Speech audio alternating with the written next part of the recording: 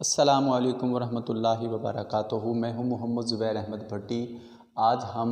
First year class کی غزلیات میں سے فیض احمد فیض کی غزل نمبر 1 پڑھیں گے، جس میں فیض احمد فیض نے کہا کہ نہ گنواؤ ناؤ کے نیم کش دل ریزہ ریزہ گنوا دیا، جو بچے ہیں سنگ سمیٹ لو تنے داغ داغ لٹا دیا۔ فیض احمد فیض کا کہنا یہ ہے کہ اے محبوب، تم مجھ پر بے توجہی کے تیر نہ چلاؤ۔ تیری بے توجہی اور تیری مست بھری نگاہوں اور ناز و ادا سے جو تو مجھ پر اپنی توجہ کا اظہار کر رہا ہے، اس نے مجھے ہر روز ایک نیا ستم دیا ہے، ایک نیا زخم دیا ہے، اور اس زخم سے میرا جسم چور چور ہو چکا ہے، اور میں ان چور چور جسم سے آج موت کی دہلیز پر پہنچ چکا ہوں، یہاں تک کہ میں موت کو گلے سے لگا رہا ہوں۔ اب مجھ میں مزید ایسی سخت نہیں ہے، مجھ میں مزید ایسی طاقت نہیں ہے کہ تم مجھ پر ایسی مست بھری نگاہوں سے یا اپنے ناز اور انداز کے ساتھ یا پھر اپنی بے توجہی کے ایسے تیر برساؤ کہ جس کے ساتھ میری زندگی کا ہمیشہ کے لیے خاتمہ ہو جائے۔ میر نے بڑی خوبصورت بات کی تھی، میر ان نیم باز آنکھوں میں ساری مستی شراب کی سی ہے۔ دوسری طرف سے ہم یہ دیکھ سکتے ہیں کہ فیض احمد فیض یہ بات کہنا چاہتے ہیں کہ اے صاحبان اقتدار، تم میری سچائی کی وجہ سے، میری حب الوطنی کی وجہ سے مجھ پر ایسے مظالم ڈھا رہے ہو کہ اب ان مظالم کی وجہ سے میرا جسم چور چور ہو چکا ہے، اور زخم میں لگنے کے لیے کچھ جسم کا ایسا حصہ باقی نہیں بچا جس میں جسم پر کوئی نشان موجود نہ ہو۔ اب سچائی کی پاداش میں تنقید کرنے کی وجہ سے، اپنی قوم کے حقوق کا دفاع کرنے کی وجہ سے سچ کڑوا ہوتا ہے۔ اہل اقتدار اس سچائی کو اور اس تنقید کو جب برداشت نہیں کر پاتے، اب وہ شاعر کو مختلف مظالم کی چکی میں پیس رہے ہیں، ان کو مختلف مظالم میں سے گزار رہے ہیں۔ ان مظالم سے تنگ آ کر وہ کہہ رہا ہے کہ تم جو آدھے کھینچے ہوئے تیر مجھ پر چلانے کے لیے ابھی آپ کے ہاتھ میں باقی ہیں، ان کو سمیٹ کر رکھ لو۔ مجھ پر چلانے سے آپ کو نقصان ہوگا، یہ تیر آپ کسی اور جگہ برتا سکتے ہیں، یہ تیر کسی اور جگہ استعمال کر سکتے ہیں۔ یہ بھاری مشینری اور اقتدار کا یہ ہوس اور اقتدار کا یہ لالچ جو تمہیں میری زندگی کے خاتمے کے لیے تمہیں ابھار رہا ہے، اس بھاری مشینری، اس طاقت کے استعمال کو روک کر رکھ لو، یہ کسی اور پر کام آئے گا۔ ہاں، میری زندگی جو تمہیں ایک بہت بڑا خطرہ لگتی ہے، اس سے نبرد آزما ہونے کے لیے میں خود اب زخموں کی تاب نہ لاتے ہوئے اس دنیا سے رخصت ہو رہا ہوں۔ اور پھر دم مرگ وہ یہ کہہ رہا ہے کہ عمر بھر سنگ زنی کرتے رہے اہل وطن، عمر بھر سنگ زنی کرتے رہے اہل وطن، یہ الگ بات ہے دفنائیں گے اعزاز کے ساتھ۔ شعر نمبر 2 پر آتے ہیں۔ فیض احمد فیض کا کہنا ہے، میرے چارہ گر کو نوید ہو، صف دشمناں کو خبر کرو، وہ جو قرض رکھتے تھے جاں پر وہ حساب آج چکا دیا۔ میری زندگی کو بچانے کے لیے میرے معالج سے کہہ دو کہ اب مزید جتن کرنے کی ضرورت اور حاجت نہیں ہے، میں اپنی جان قربان کر چکا ہوں۔ وہ میری جان کو بچانے کے لیے جو محنت، جد و جہد، لگن اور بڑی ایک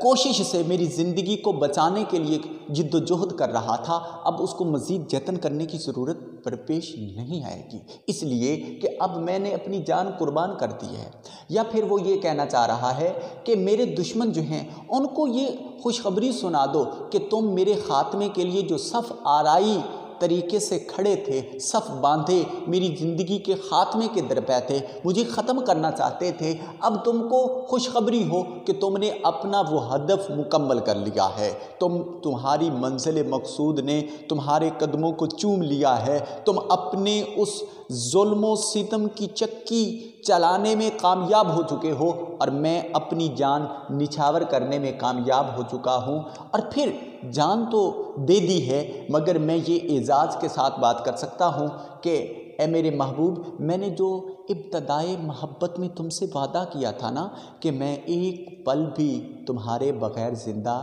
نہیں رہ سکتا، اب میں نے وہ وعدہ نبھا دیا ہے۔ جو تجھ بن نہ جینے کو کہتے تھے ہم، جو تجھ بن نہ جینے کو کہتے تھے ہم، سو اب اس عہد کو وفا کر چلے، سو اب اس عہد کو وفا کر چلے۔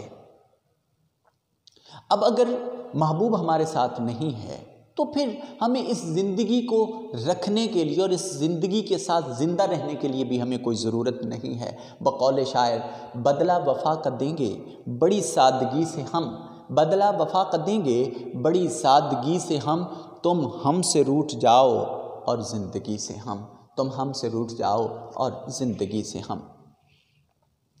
اس کے ساتھ تیسرا شعر ہے،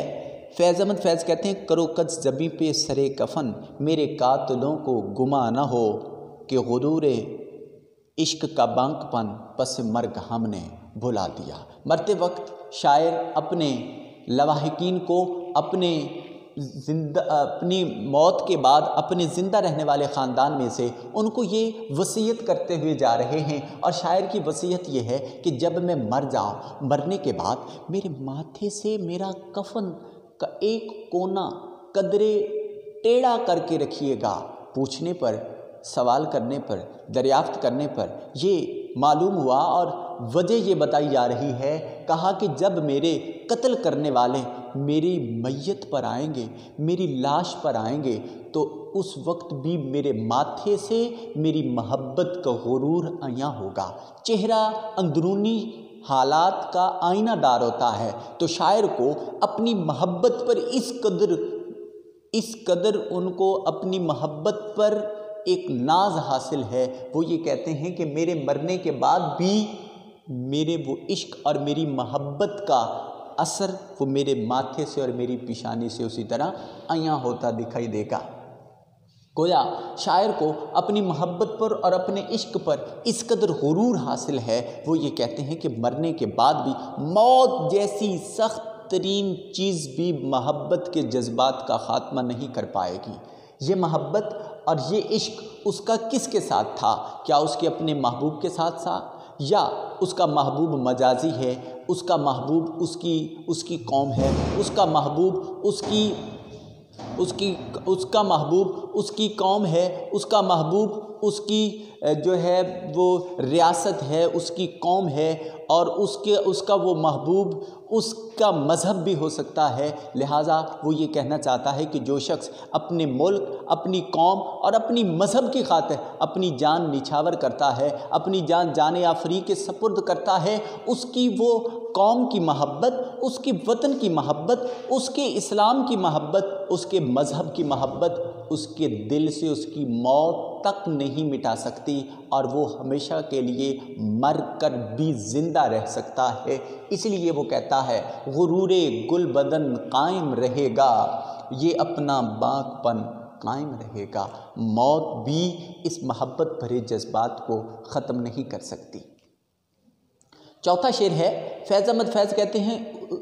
ادھر ایک حرف کے کشتنی، یہاں لاکھ عذر تھا گفتنی، جو کہا تو سن کے اڑا دیا، جو لکھا تو پڑھ کے مٹا دیا۔ شاعر کی زندگی کو خطرہ لاحق ہے، اس کی زندگی کو لوگ صفحہ ہستی سے مٹانا چاہتے ہیں، اور وہ اپنی زندگی کے ثبوت کے طور پر بہت سارے دلائل دے سکتا ہے۔ وہ کہتے ہیں کہ بس ان کی طرف سے، میری مخالفت سمت کی طرف سے بس ایک آخری فیصلہ یہ تھا کہ اس شخص کو کوئی حق نہیں ہے اس دنیا میں رہنے کا، اس کے لیے ہمیشہ کے لیے اس سے دنیا کو خالی کرا لینا چاہیے اور اس کو صفحہ ہستی سے مٹا دینا چاہیے۔ اب فیصلہ یہ ہے کہ آخر شاعر کی زندگی کو خاتمے کی آخر کوشش کیوں کی جاتی ہے، اس کو صفحہ ہستی سے کیوں مٹانا چاہ رہے تھے؟ اس لیے، یا اس کے کئی جواب ہو سکتے ہیں۔ پہلا جواب یہ ہے، محبوب اپنی محبت کے لائق ہی نہیں سمجھتا، وہ یہ سمجھتا ہے کہ یہ عاشق جتنا مجھ سے محبت کر رہا ہے، میں اس سے کہیں زیادہ محبت کا مستحق ہوں، اور چونکہ اس کی محبت میری اس عشق میری اس محبت اور میری اس مطالبے کے عین مطابق اور موافق نہیں ہے، لہٰذا اس کو زندہ رہنے کا کوئی حق حاصل نہیں ہے، اس کو صفحہ ہستی سے مٹ جانا چاہیے۔ دوسرا جواب یہ ہے کہ رقیب اس کو زندہ دیکھنا ہی نہیں چاہتے۔ وہ شخص، رقیب وہ تیسرا شخص ہے جو عاشق اور محبوب کے درمیان آ کر محبوب سے محبت کا دم بھرتا ہے۔ وہ رقیب سب سے پہلے عاشق کا قصہ تمام کرتا ہے تاکہ محبوب اکیلا رہے اور وہ عاشق کی جگہ اپنی محبوب کو جتلا کر اس کو اپنا بنا سکے۔ سو رقیب اپنی رقابت کی آگ میں جلتے ہوئے عاشق سے یہ مخاطب ہے کہ اے عاشق، تمہیں زندہ رہنے کا کوئی حق حاصل نہیں ہے۔ یہ جس منصب عشق پر تم برسر اقتدار ہو، یہ منصب ہمارا ہے، اس منصب پر تمہیں نہیں بیٹھنا چاہیے۔ وہ عاشق کو صفحہ ہستی سے مٹا دینے کے لیے اس کی زندگی کے درپے ہے، اور شاعر کہتا ہے کہ میں اس رقیب کے سامنے اپنی زندگی کے بے شمار موجود ہونے کے دلائل پیش کر سکتا ہوں، مگر مجبوری یہ ہے وہ کچھ سننے کے لیے تیار ہی نہیں ہے، وہ میری بات کی طرف کان تک نہیں دھرتے۔ میں اپنا دکھ کس کو بتاؤں، میں اپنی زندگی کے دلائل کس کو دوں؟ آخر جو لوگ میری زندگی کی مخالفت کر رہے ہیں وہ میری کہی ہوئی بات پر غور و فکر کیسے کر سکتے ہیں؟ تیسرا جواب یہ ہو سکتا ہے کہ شاعر جو انتہائی حساس ترین شخص ہوتا ہے معاشرے کا، وہ صاحبان اقتدار پر کڑی تنقید کرتا ہے اور اپنی قوم کے حقوق کے دفاع کے لیے الفاظ کی صورت میں جنگ لڑنے کی کوشش کرتا ہے۔ جو صاحبان اقتدار کو یہ سچ، یہ حقیقت کڑوی دکھائی دیتی ہے اور وہ اس کی شخصیت کے خاتمے کے درپے ہو جاتے ہیں۔ اور چوتھی بات یہ ہے کہ اہل معاشرہ محبت بھرے جذبات کو اچھا تصور نہیں کرتا، وہ اس کو غلط رنگ دیتا ہے،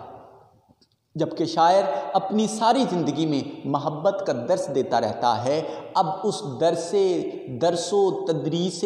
احکام محبت کی وجہ سے اہل معاشرہ اس کا دشمن ہو گیا ہے اور وہ ہمیشہ کے لیے اس کے خاتمے کے درپے ہے۔ شاعر کا کہنا یہ ہے کہ محبت بانٹنے کے جرم کی پاداش میں میری زندگی کو ختم کرنے والوں، میری تنقید کرنے کی صورت میں اس حق اور سچ کو برداشت نہ کرنے والے حکمرانوں، رقیب جو میری زندگی کا خاتمہ کرنا چاہتا ہے، محبوب جو میری محبت کو ذرہ بھر تسلیم نہیں کرتا، ان تمام سے میں یہ درخواست کرتا ہوں کاش میری کچھ زندگی کی سانسیں بحال رکھنے کے لیے میرے دلائل زندگی تو سماعت کر لیں، لیکن ایسا سانحہ کبھی پیش نہیں آتا کہ اس کو اپنی زندگی کے ثبوت کے لیے دلائل اسے سنے جائیں۔ بقول شاعر، میری باتوں پر غور کیا کرتے، میری باتوں پر غور کیا کرتے، ان کو سننا ہی کچھ گوارا نہیں۔ میری باتوں پہ غور کیا کرتے، ان کو سننا ہی کچھ گوارا نہیں۔ فیض احمد فیض کی اس غزل کا آخری شعر یہ ہے، وہ کہتے ہیں جو رکے تو کوہ گراں تھے، جو چلے تو جاں سے گزر گئے، رہ یار ہم نے قدم قدم تجھے یادگار بنا دیا۔ جو خاص لوگ ہیں ان کا شیوہ اور طریقہ کار یہ ہے کہ وہ بلند ترین مقاصد کے حصول کے لیے اپنی جان تک کی بازی لگا دیتے ہیں، اور اس جان کی بازی میں وہ کسی بھی صورت میں اپنی ذات، اپنے والدین، اپنے کنبہ قبیلہ، اپنے بچے اور اپنی خاندانی محبتوں کو ہیچ سمجھتے ہیں، اور وہ صرف اور صرف اپنے وطن، اپنے محبوب اور اپنے ان بلند ترین مقاصد کے حصول کے لیے سب کچھ اس کو بنا دیتے ہیں۔ اس کی خاطر وہ اپنا تن من دھن سب کچھ نچھاور کر دیتے ہیں۔ وہ کہتے ہیں کہ ہم بلند مقاصد کے حصول کے لیے مشکلات جب ہمارے سامنے آئیں، وطن کی محبت، یہ اس کا محبوب یا اس کی یہ محبت اپنے وطن کی خاطر بھی ہو سکتی ہے، اس کی یہ محبت اپنے محبوب کی خاطر بھی ہو سکتی ہے، اس کی یہ محبت اپنے مذہب کی خاطر بھی ہو سکتی ہے، اس کی یہ محبت اپنی قوم کی خاطر بھی ہو سکتی ہے۔ ان بلند ترین مقاصد کے حصول کے سامنے جب مشکلات ایک پہاڑ کی مانند سامنے آ گئیں تو وہ ان سے بھی زیادہ بھاری ثابت ہوئے اور ان تمام مشکلات کو تہس نہس کر کے ہمیشہ کے لیے فتح اور کامیابی کے جھنڈے گاڑے ہیں، اور اس کامیابی کے حصول میں وہ اپنی جان کی پرواہ نہیں کرتے۔ اہل اللہ کا شعار تاریخ میں یہی رہا ہے کہ وہ اپنی جان کی بازی لگا دیتے ہیں، وہ اپنی جان تک کی پرواہ نہیں کرتے، چاہے ان کو اپنی زندگی کے حصول میں جس قدر بھی قربانیاں دینی پڑیں وہ اپنی جانی مالی ہر لحاظ سے قربانی دینے کے لیے تیار ہیں۔ اس لیے فیض احمد فیض خود کہتے ہیں، جس دھج سے کوئی مقتل میں گیا وہ شان سلامت رہتی ہے، یہ جان تو آنی جانی ہے، اس جان کی تو کوئی بات نہیں۔ اور ان وطن سے محبت رکھنے والے اور ان جو قوم سے محبت رکھنے والے ہیں، جو